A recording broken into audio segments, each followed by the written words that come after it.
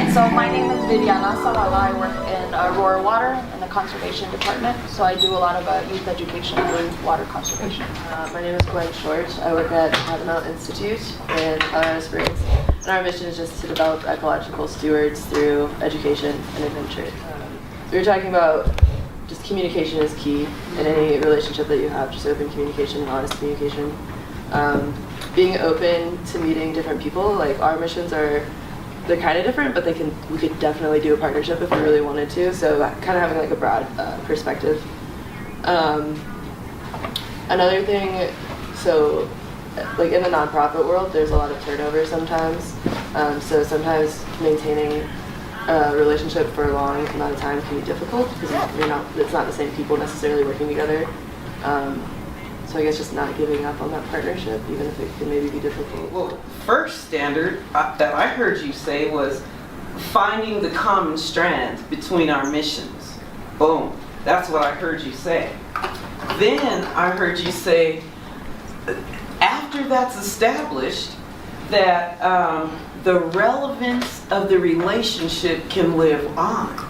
Because you said sometimes when people come and go in an organization, sometimes that stops the buck, because we do know, regardless, it is about a person.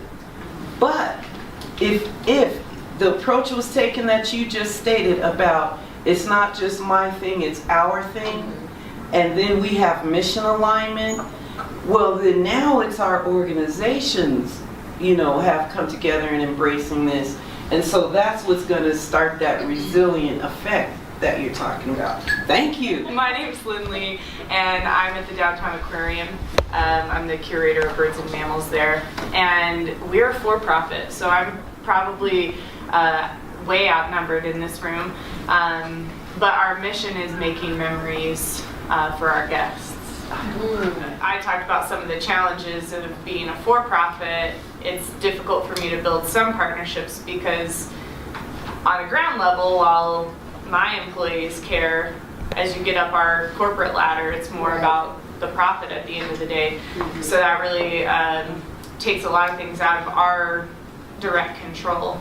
But we've been able to build some great partnerships. And one of the things that I think is really important in not losing that, when the staff turnover happens and not losing those relationships, is you get buy-in from your entire team. So we have a partnership with Rocky Mountain Human Services where we take animals to a social group for adults with disabilities. And that was started by someone other than myself. But because she brought me into the loop, and because I bring other people into the loop, even if I'm not there, I know that there's still good relationships and connections built to keep that going. So people buy into this being a kind of a team effort, or this is what we do here. Yeah. Maybe it's part of the culture, and so when people are in and out, the culture can stay. Mm-hmm. And people can take that also, a little bit of that when they leave. But I think that really stood out for me, that resonated for me, that you don't have to be there. And if we start building our work so that it's not people dependent or individualized so much, maybe more of that can happen. Yeah. It's just interesting to hear that. Yeah. Well, let me tell you what triple bottom line is. Triple bottom line is a new model that both for-profit and nonprofits are adopting, where it is a part of your design. It is your design to have 3 tenets, and it is environmental stewardship, social responsibility, and profit. So back to you. You can go back to be a triple bottom line BIC. We understand how we're making this money. So, but we could expand our business model to where we have that social responsibility arm and environmental stewardship. I mean, until you make the environment and social responsibility part of your bottom line, it's hard to get people fully engaged in conserving the environment, helping the people. It's got to be part of the gross domestic product, not just by company but the whole country. Exactly. Exactly. Yeah, and it is, I think there is a shift happening that, if we don't have, if we don't have pollinators, we're not gonna have food. So then Correct. food companies aren't gonna make money, right? So it's all connected, and we're seeing, I think there's gonna be a shift. Let's be Wow. positive about it. So Okay. 90 minutes of running water to grow one tomato. Okay, remember, we got to stop wasting. We throw a lot of food away. We generate a lot of waste. Those are terrible environmental acts that we are also participating in. So I just want to challenge us to remember, first, we are a living system, living in a living system. Every single thing we do, it's either helping or hurting the living system, us included. We struggle with actually making it relevant to the community. I think we can sometimes be pretty polarizing, so sorting that out. This is my thought, and this has been going on in my head for a while, and I'm really glad I came to this workshop. Is what I've been trying to do is I've been going to the communities. We had a free transportation to the park to come out for standards-based environmental education programs. We have that. So I've been going to the schools, talking to the teachers, secretary, whatever, and let them know about these field trips. I've gotten a few, but not enough. So my next step is reaching out to the community, find the community leaders within a hub of schools that I want to reach out to, invite the families and the kids to their community center that they feel comfortable going to, and then letting them know about our programs and give them some hands-on and talk to the family, give them food. Very good. Foundational. Gotta invite the kid. the kids are part of it. The kids are part of it. The whole family unit is a part of it with a group that I want to reach out to, because family is very important. Food is very important. Being in their community is very important. So I think that's where we need to go. The word for me that's coming up is proactive, because we, in our kind of bread and butter education programs, we serve students from a lot of traditionally underserved, very diverse schools in the Aurora neighborhood, but also a lot of wealthier schools in the Stapleton neighborhood. So we have these two different audiences we're working with.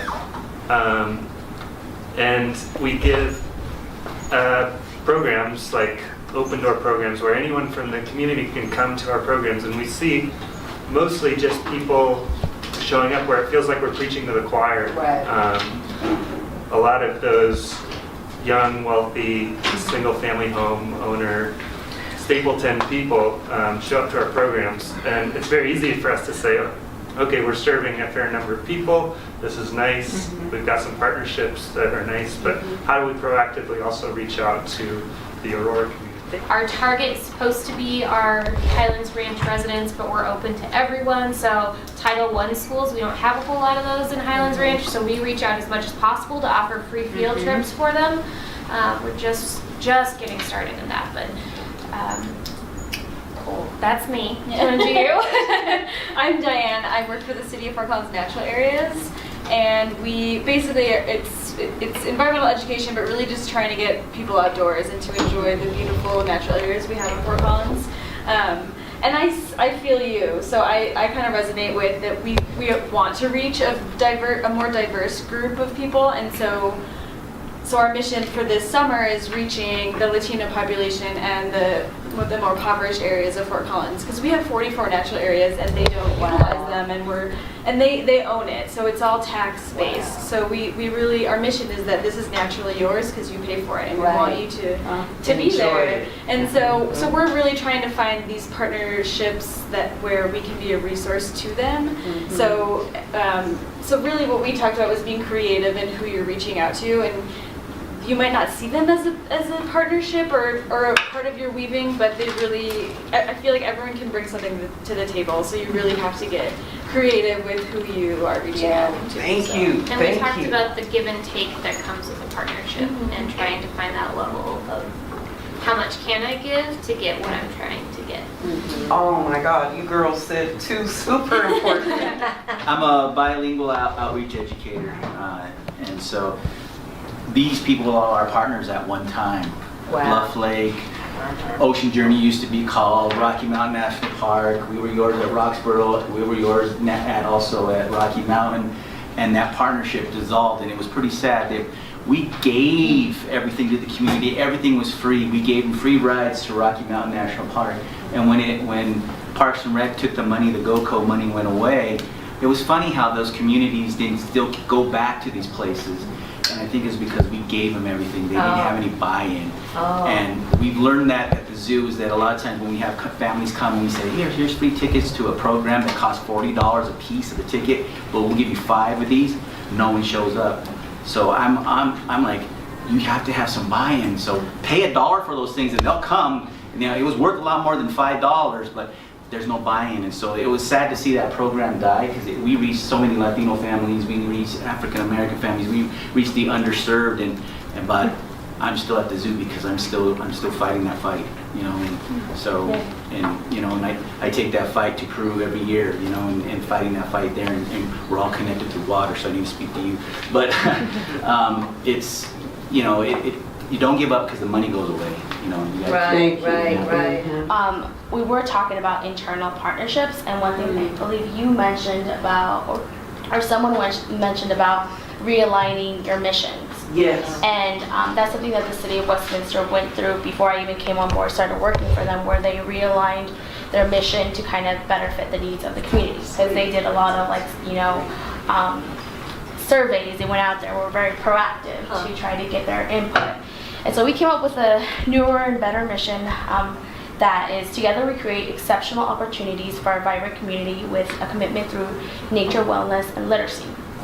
So not only within the city of Westminster, but within our division, so parks, recreation, and libraries, the new city council members, our new city manager, everyone is really working together for us to kind of first address any issues we have internally before we even start outreaching to the community. So Thank you. yeah, so we can start, like, all of us start on the same page, because if we're not all on the same page, how are we going to be effective and, like you said, authentic? That is So I'm super excited because everything you guys were talking about is what the city of Westminster is wanting to do, especially because we serve a lot of the suburb Jefferson County areas, and Stanley Lake is in Jefferson County, but now we're trying to jump over because we also got a smaller grant for the GoCo to try to go into more of the Adams County side, where we know we haven't really done too well with outreaching with those communities.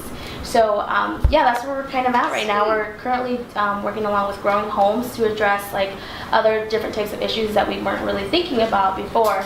And it all had to do with, like you guys said, realigning our missions, our goals. And so now we're on track with trying to offer more inclusive programs to the community for sure.